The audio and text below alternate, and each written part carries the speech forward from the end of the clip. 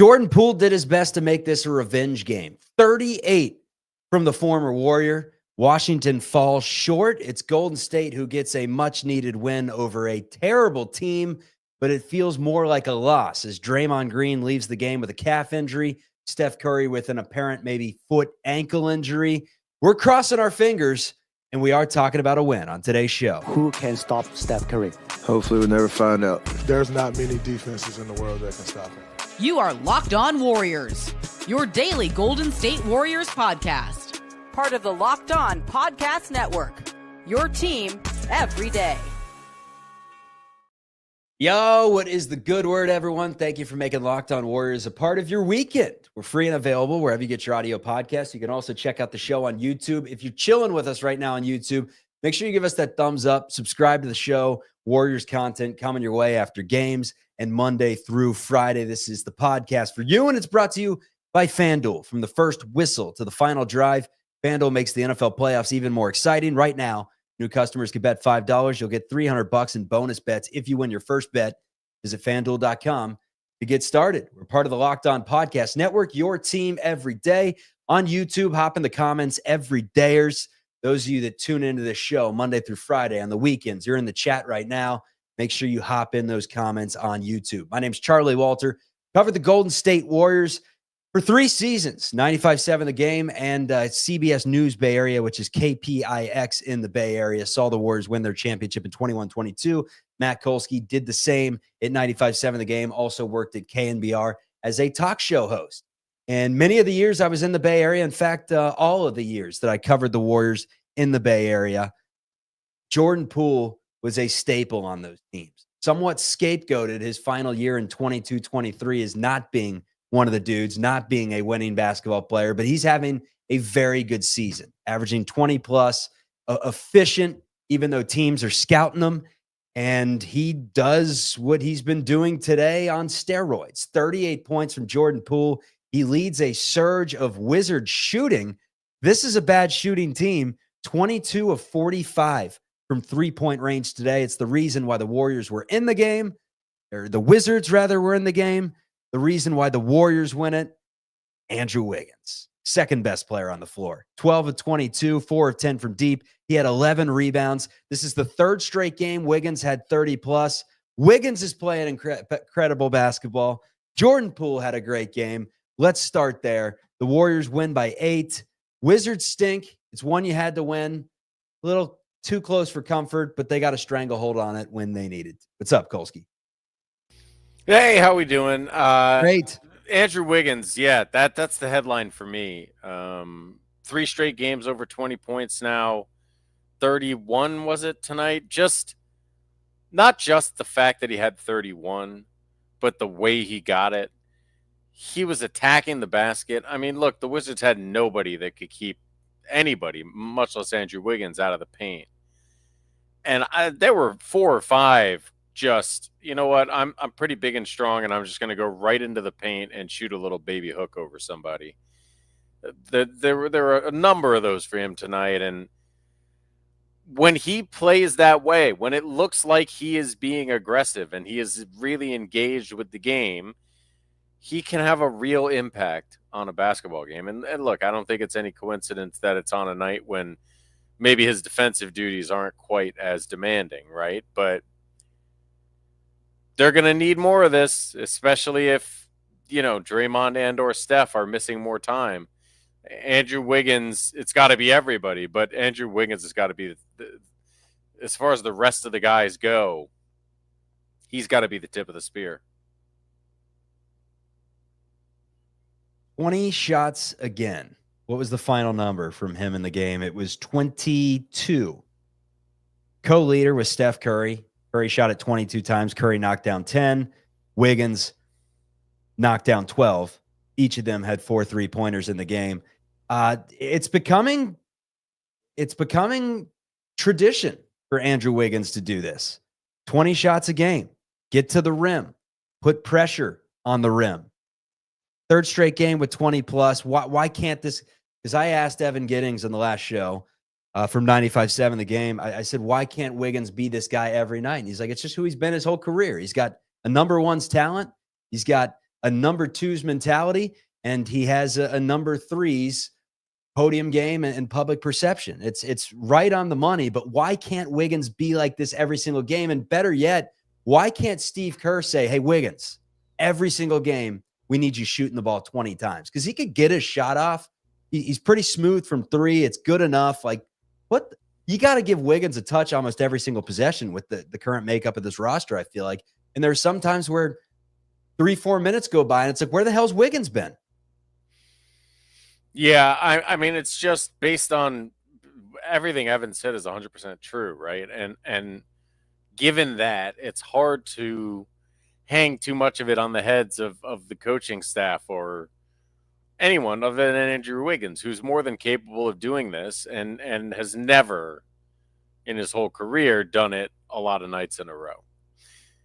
And look, I think he probably is in a place now where he feels like, and I'm not sure he's wrong, him being Andrew Wiggins, that his best role on a team is like elite defender, 3-point shooting threat, mid-level scorer who can 20 a game. It's 20 a game Wiggs, but he needs to be 30 a game. I think he's 16 to 17 a game Wiggins. That's what I know, but I think what he wants to be is 16, 17, right? And I don't think that want is wrong. I think that is probably ultimately his best role, and it is the role he is intended to have on this team.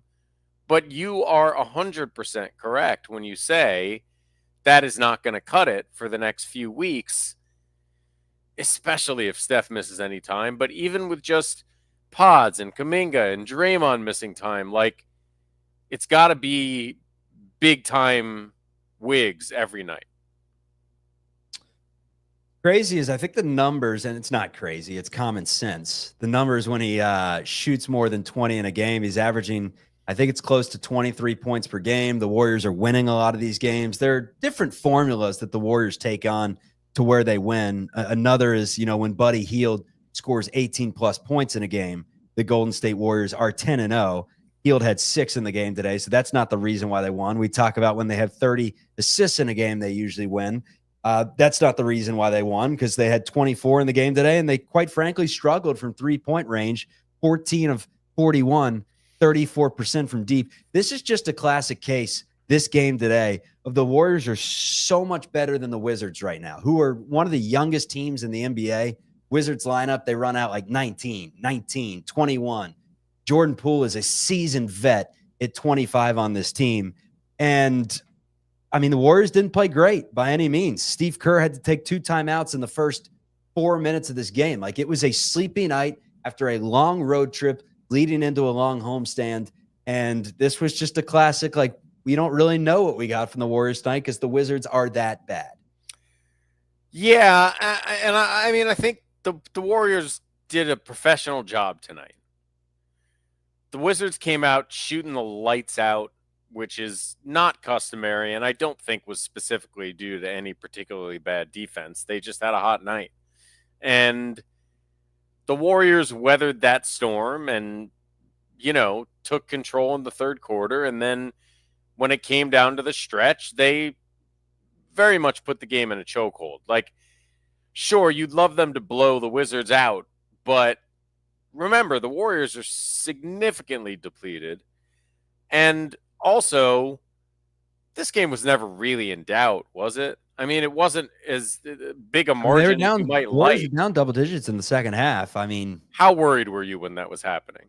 There was a lot of time to go, but at the time I wasn't feeling, I mean, whenever you're down double digits, you're never feeling great. But listen, yes, don't get me wrong. Food is kind of the storyline, right? Yeah. Playing with their food.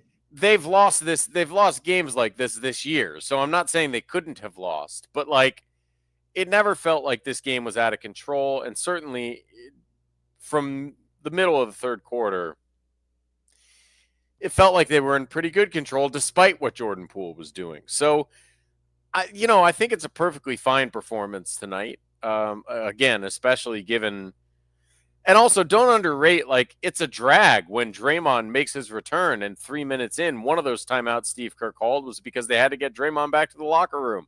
Like, that stinks no one's super excited about anything going on out there tonight. But the Warriors did the job, and they got the win.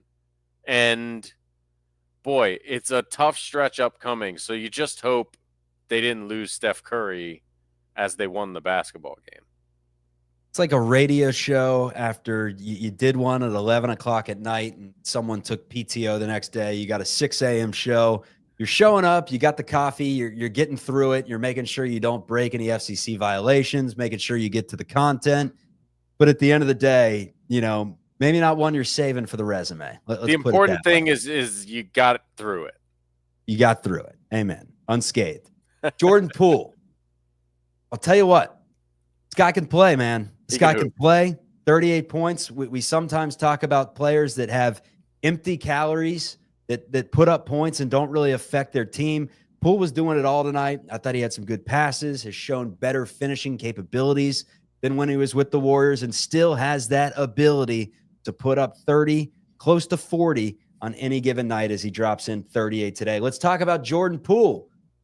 Are we going to revisit the punch? I mean, it's just natural. But we're going to talk about Jordan Poole, what he could have meant for the Warriors, and also injuries. Steph Curry, Draymond Green, what they mean. That's coming up on Locked On Warriors. Forget that. We champs. Why are you starting with that question? We got 4 championships.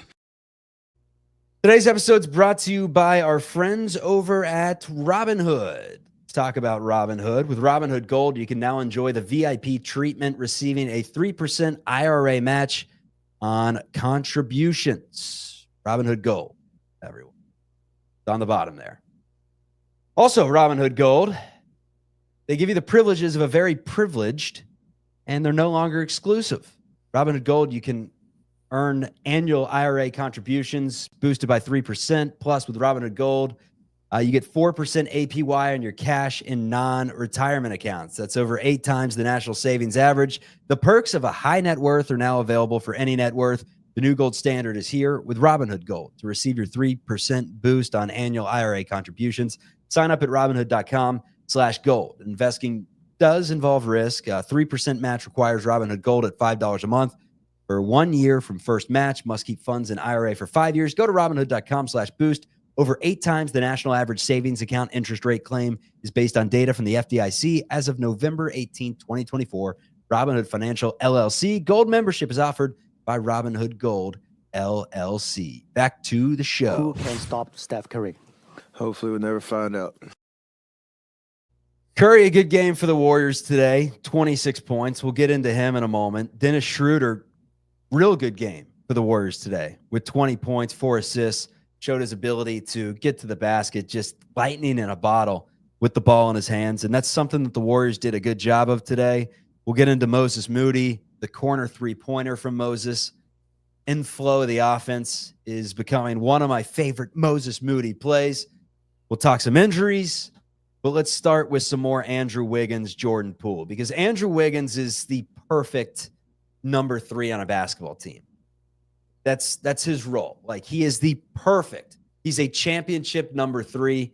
He's a number 2 on a playoff team, and that's just who he's been his entire career. Despite all the talent that he has, he's not someone that's going to go out there and put up 40 points. Doesn't necessarily take over a game at all times. Plays within the flow, plays within himself. Jordan Poole, on the other hand, this is someone that in 21-22, the Warriors' title year, 10 times he scored more than 30. Did it 11 times in the 22-23 year after Draymond punched him. Also scored 40 that year. Dude's a bucket. This team lacks a bucket. Who knows how it would have ended had, things gone differently. But I think it's safe to say at this point that when we talk about the Warriors' lack of scoring, Jordan Poole, with the way he's playing now, he's starting to develop, come into his own. He's really good, man. I was extremely impressed with Poole out there today. He can really score, I mean, all the other problems are still problems. I don't know that it's just so hard to say.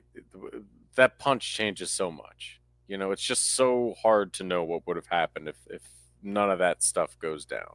because it was inevitable that him and Draymond couldn't coexist on the last game or one of the last games at Golden One in Sacramento for that playoff series.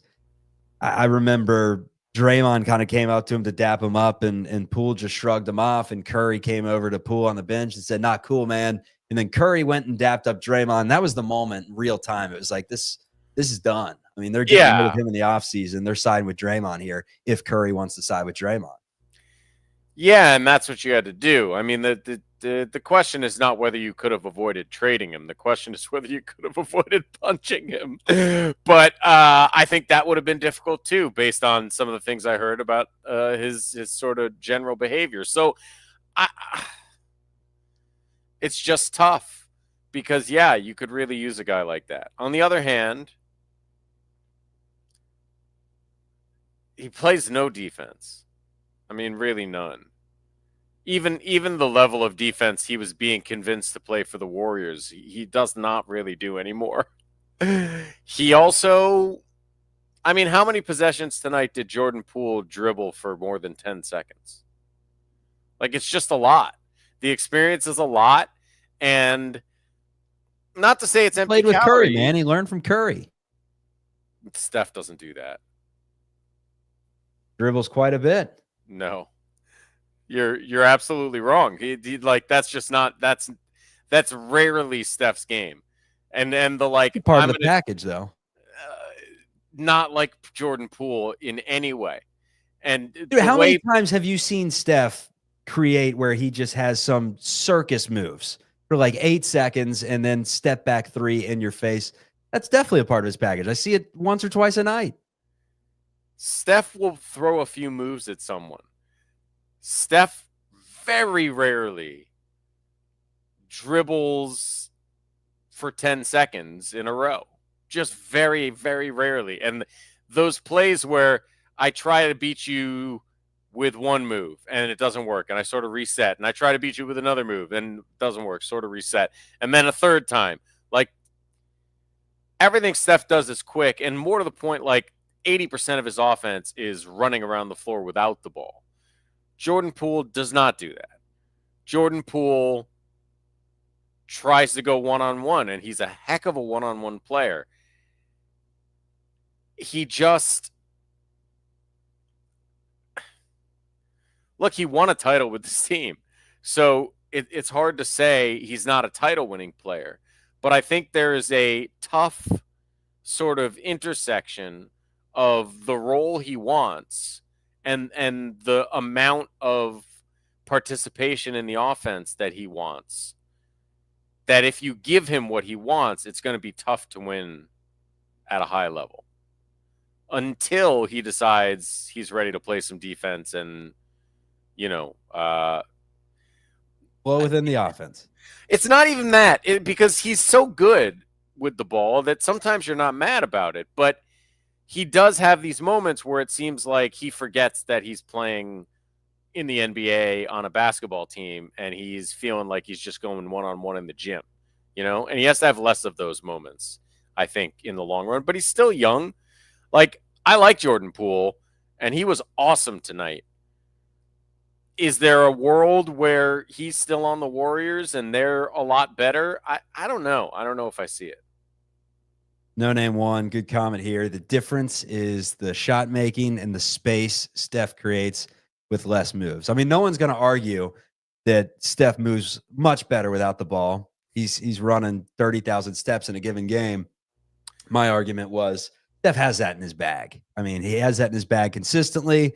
It's just kind of more so when he needs to have it in his bag. Whereas Jordan Poole, that's his game, right? Jordan Poole needs the ball in his hands to affect a basketball game. Yeah. And again, like, it's the difference between Steph trying to take three guys on one because nobody else on the team is like wants to shoot the ball, and Jordan doing it when two guys are standing on the other end of the floor like this. You know, like, you don't see that very much from Steph. And of course, as the commenter points out, Steph is Steph. So even when he does do it, it makes more sense than when Jordan Poole does it. That being said, you know, he's having a heck of a season. And it's not like he's a super inefficient scorer. Like, his percentages are where you'd want them to be for the most part. He's a great free throw shooter. Offensively, he's a hell of a player. Dennis Schroder, big time offensive night from him, 20 points. Is it safe to say that was Schroeder's best game as a Warrior? It's in the conversation. He's getting there. Like, he still doesn't look totally comfortable, but you can see he's starting to do some more Schroedery stuff. And he's starting to, it feels like he's pressing less than he was, taking fewer bad threes than he was. And I think in the long term, like, this guy's going to help the team. It's just so frustrating to not really know what they have. And if this is more time missed for Steph, like, that's even more time before you really know what you have. It's just a frustrating place for this team to be in because, you know, it may defy logic based on what we've watched. I still think they can be pretty damn good if they're healthy. But I don't know what you would do moves-wise, trades-wise to change anything right now. Like, how do you even know what you need? You haven't seen even a version of the current team. It's really a tough night, spot. Right?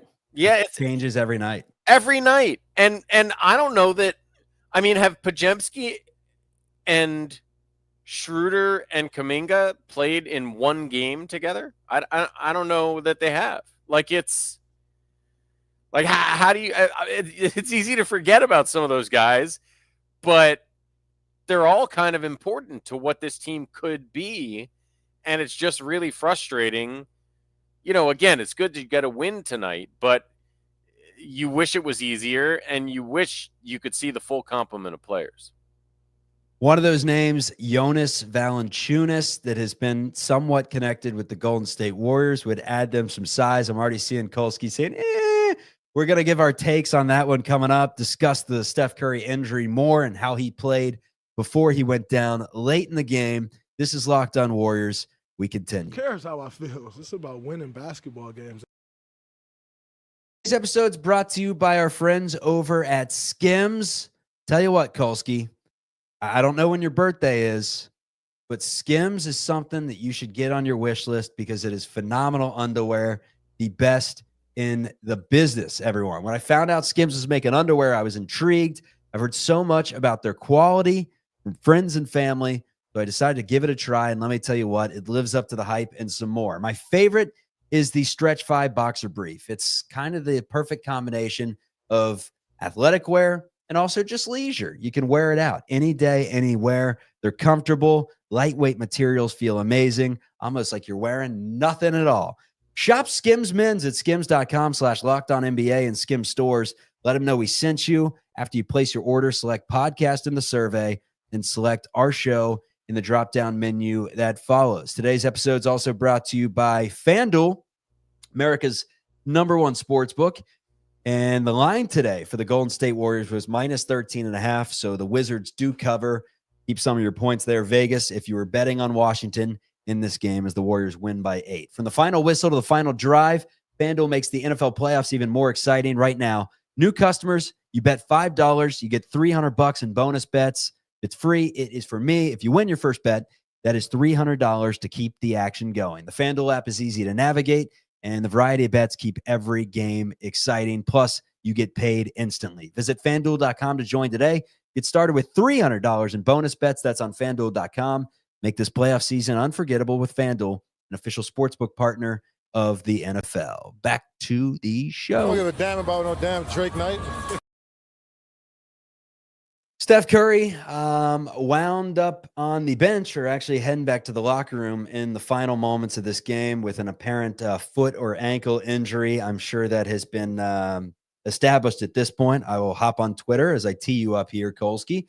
We do go live after all the games. So this happened with what? Like a minute, 2 minutes left in the game. Curry was playing really well. 10 of 22, 4 of 14 from 3 in the game. Had 6 assists, was moving it. Was a +7, played 34 minutes in the game. The other one's Draymond, who only played 3 minutes in the game. He leaves the game with calf tightness, and now at this point, it's been lower back, it's been calf, it's been illness. Draymond Green has not really been on the floor for a full game and what seems like a minute, and that's kind of been the storyline. It's the Warriors shuffling guys in and out. It's crazy to me because we heard about Buddy Hield's durability before the season. Buddy Hield is a lot of things. One thing that he definitely is durable. I mean, he is there every single night for 20 minutes, win or lose, rain or shine. I mean, he is there. But Curry, man, the injury from what you saw late in the game, before I get into the nuts and bolts of what Slater and company has said, anything that concerns you there with what you saw. Also had to leave the game, or I guess stayed in the game, but had a hand issue early on. Yeah, it all concerns me greatly. It's Steph Curry, and if he's not healthy, the Warriors are not, I don't want to say not worth watching, but it's not great. So, of course, it concerns me. It didn't look like a terrible ankle turn. Like, that doesn't seem like he'll be out for, not like Kuminga. You know, I'd be a little surprised if he plays on Monday. Then they have a back-to-back in the middle of the week. I'd be a little surprised if he plays in more than one of those. So, it's not great. Again, it's not great. I don't think it's a bad ankle injury, but it's not great. On the right side. Yeah, he told Steve Kerr, sorry to interject, told Steve Kerr, does not believe it's anything serious, but MRI on Sunday. Yeah, on the bright side, if he does miss a couple games, it'll give the thumb a chance to heal. Like, it's just, he's old for an NBA player. This is what happens. It's a bummer, and we'll cross our fingers and hope nothing else happens. As far as Draymond goes, the calves in the back are connected. You know, I don't want to do a hip bone connected to the knee bone thing here, but he's talked about that. The calf stiffness and his lower back problems are specifically directly connected. So, you know, illness aside, I think, you know, it's funny. We didn't necessarily know when he sat down that he was hurt, or when they called that timeout that he was hurt again. But maybe like the second possession of the game, he had a play where he drove baseline and sort of jumped in the air and tried to throw past Andrew Wiggins, and it got tipped out of bounds. And I thought to myself, boy, that's a little more than I want him to be doing in the first 2 minutes of his return to action. And I think part of the issue with the calf back situation is like the ramp up has to be slower and more deliberate when he's coming back from these injuries, because, you know, I think you get back, you feel like you're good, then you get the flu, and all of a sudden you're not getting your normal work in for 2 days, and then you jump a little too enthusiastically in your return to the court, and the ankle or the calf is hurting again. That's really worrisome to me. And I would not be surprised if it's a couple weeks before we see Draymond again, just out of an abundance of caution. At a certain point, you got to get him. I mean, maybe no one's 100%, as they always say, but you got to get him upwards of 80 to where it's not right on the teetering on the edge of re-injury when you get him back out there. I just, again, if you don't have Steph at all and a pretty good Draymond, none of this matters in terms of making a real playoff impact. So, not to mention Kuminga and you know, some other names you could throw in there too. They just got to have these guys healthy down the stretch, and Draymond is one that they can cobble some pieces together to cover for. So, you know, if it takes an extra couple games off for him to significantly lower the chances of re-injury, you just got to bite the bullet and do it. Yeah, they got a few good minutes from Energy tonight in the first half. Played 8 minutes in the game. Tipped one up. Energy. Is that yours? You come up with that yourself? Yeah. Very nice. I don't see why not. I had one where he, I think he tipped it twice. Maybe tipped one out to Buddy, and then Buddy missed it, and then tipped it to Steph, who had missed it. The first shot of that possession, the Warriors got a couple offensive rebounds, and Steph banged it in. It was like, hey, Guy Santos. It's not going to go on the stat sheet, but once again, a positive play. I thought Moody, man, he played really well. That corner three, when Schroder or whoever it is gets into the lane and can find Moody in rhythm, that's money. I mean, he's got to be one of the best shooters on the team when he, not off the dribble, but when he has it in rhythm, catch and shoot. He's a good catch and shoot guy. The notes on Trace Jackson Davis, 15 rebounds, man. He's grabbing rebounds. He's going for less blocks. He only had 1 block in the game today. And once again, he could not really finish around the rim. He is what he is. 6 points, 15 rebounds. He's a high motor guy. You'd love for him not to be a 24-minute a game kind of guy. He'd be better suited, in my opinion, as someone that can give you 10, 15 minutes because you have better players in front of him. But that is not where the Warriors stand right now. They've talked about getting better players and bigger players.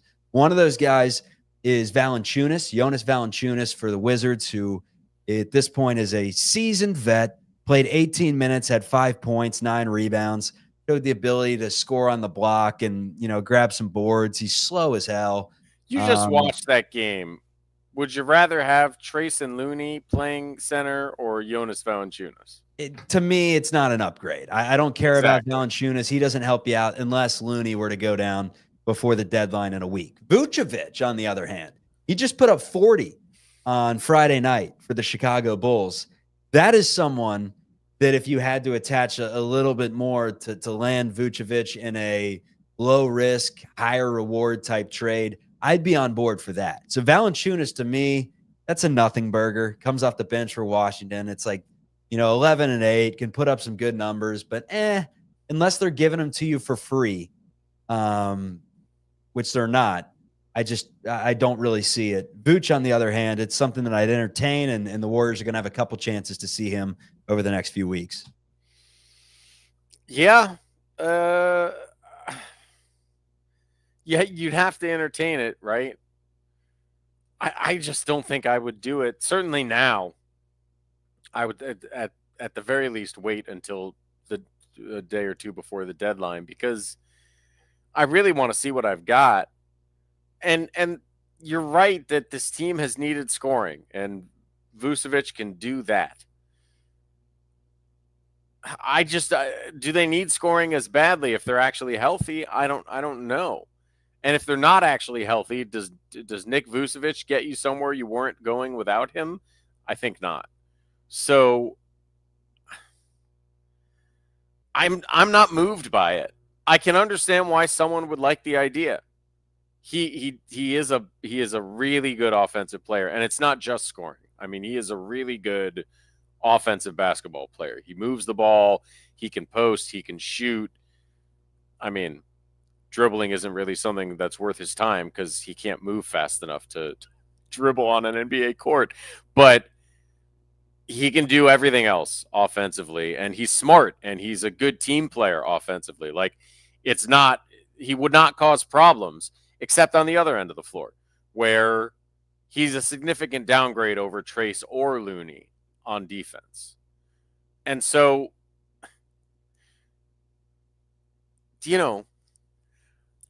it would be somewhat ironic if after all this, they do go get a center and it's a 7-footer. They finally have another 7-footer on the team, and he's one that doesn't play any D. And it's not even that Vucevic is a terrible defender. He's just very slow-footed and flat-footed. He's not going to be a real rim protector for you. He's big, so he can be somewhat of a deterrent, but the defense is not his skill. So it's intriguing, and I'm sure they're talking about it. I don't know that I'd even give up a single first-round pick in a deal for him, though. I really don't. Let's see if they're desperate. He's been on the market for a minute. Let's see if they're desperate and if the Warriors can, as the kids say, fleece them, or at least make a fair trade that benefits both teams. But they should at least, explore it and see what he looks like when the two teams play together. Want to run through a few things real quick. Celtics are up next. Boston's 3-4 over their last 7. A long Warriors homestand coming up. I think they're at home for the next. Do you have the number off the top of your head? I believe it was 8 to get all together, so I think there's 7 left, if I'm not Yep. mistaken. So Boston. Then I guess it's up the road to Sacramento. But hey, you stay in the state. You're quick little bus ride. Chicago, Los Angeles, Utah, Oklahoma City, Phoenix, Orlando. That's the next 8 that gets you into February. Those are some winnable games. Another thing, Daquan Plowden, who played for the Warriors Summer League team, had 19 in his Atlanta Hawks debut, 7 of 8 from the floor, but did not play against the Celtics. They won that game against the Warriors' next opponent. A big stretches at the end of the third without Steph Curry on the floor today from the Warriors. It was a lineup with Looney, Wiggins, Dennis, Moody. They had a very big moment of the game, really keeping that game in check and giving the Warriors the green light to go take this thing. For Matt Kolsky, Charlie Walter, this is Locked On Warriors. Peace, everyone. Have a great Saturday night, Sunday morning. Whenever, wherever you're listening, make sure it's a good one. Party time.